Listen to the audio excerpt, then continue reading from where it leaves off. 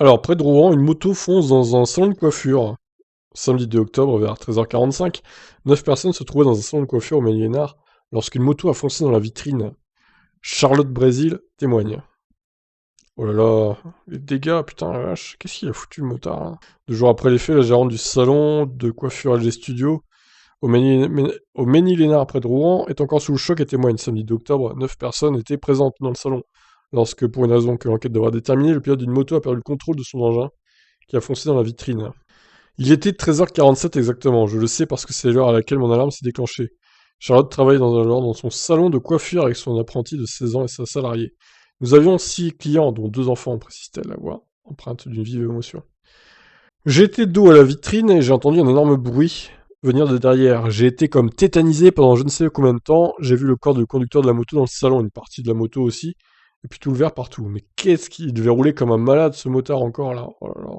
J'ai vraiment eu du mal à réagir, ma salariée a été formidable avec les clients. La vision qui me pétrifie encore aujourd'hui, c'est celle de ma cliente, arrivée quelques secondes avant que la moto fonce, à quelques secondes près. Voilà, là, ça aurait pu mal tourner, hein. Elle aurait été très grièvement blessée, c'est certain, et puis ce petit garçon dans son fauteuil, le miroir a littéralement explosé sur lui. Il n'a pas été blessé, mais vous imaginez la peur qu'il a dû avoir. Putain, le pauvre gosse.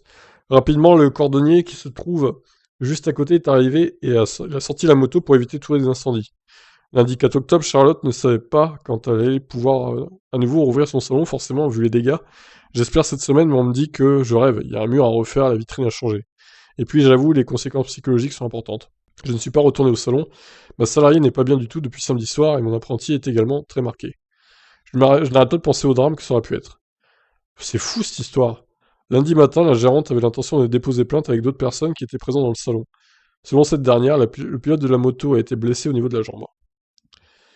Ils vont faire quoi? Ils vont déposer plainte contre le pilote, du coup?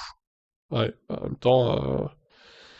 Alors après, attention, c'est peut-être pas non plus 100% fautif le motard. C'est peut-être une voiture qui va couper la route et du coup il a dévié et du coup il s'est retrouvé dans la vitrine.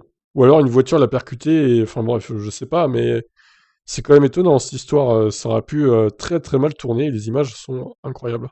Alors il y a une autre photo sur ce site-là. Ouais, il y a que 2 photos, hein. Pour le coup, il n'y en a pas beaucoup plus. Oh là là. Ah ouais, le mur. Oh là là. Comment il a fait ça, sérieux? C'est un truc de fou. Eh ben, j'espère que son assurance.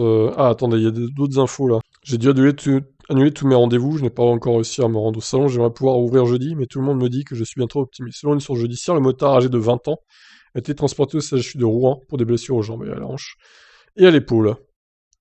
Bon, eh ben, j'espère qu'on saura plus d'infos. Attendez, il n'y a pas d'autres infos là? Le commerce est situé dans la zone commerciale de Carrefour Market. Tous les jours, c'est la même chose, soupire la gérante. Je vois des jeunes en scooter faire les idiots, ils roulent vite, ils font des roues arrière. Il fallait qu'un drame arrive à jour, c'est tombé sur moi.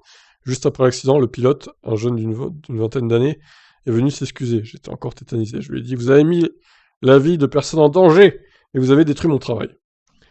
Ah ouais, donc c'est... Ouais, voilà. Là, on a plus de détails. Putain, mais l'actu.fr, il pourrait mettre tout l'article complet, quoi. Enfin, je veux dire, à un moment donné... Là, on a quand même plus de détails, c'est de sa faute à lui en fait, alors. S'il s'est excusé, hein. Évidemment, c'est sa faute. Donc bon. Bah une plainte va être déposée, je pense qu'il va prendre plutôt cher.